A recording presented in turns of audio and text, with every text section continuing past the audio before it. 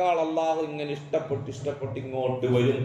ഇങ്ങോട്ട് വന്നാൽ അള്ളാഹുവിലേക്കും അള്ളാഹും തമ്മിലുള്ള ആ ബന്ധമുണ്ടല്ലോ, വഇദാ സഅലക ഇബാദി, അവിടെയാണ് ആ ബന്ധം.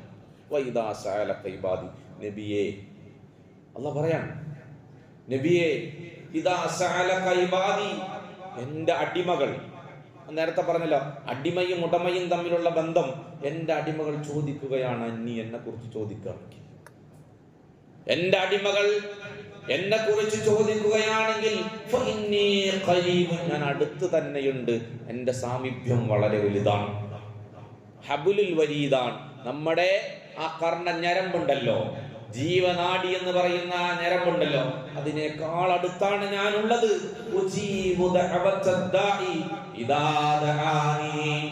എന്നോടവൻ ദുആ ചെയ്യുമ്പോൾ അവന്റെ ദുആഇന് ഉത്തരം നൽകാൻ ഞാൻ തയ്യാറായി നിൽക്കുകയാണെന്ന് എൻ്റെ അടിമകളോട് പറഞ്ഞു കൊടുക്കൂ നബിയേ എന്ന് പരിശുദ്ധമായ ഖുർആനിൽ അല്ലാഹു സുബ്ഹാനഹു വ തആല നമ്മളെ പഠിപ്പിച്ചു തരികയാണ്.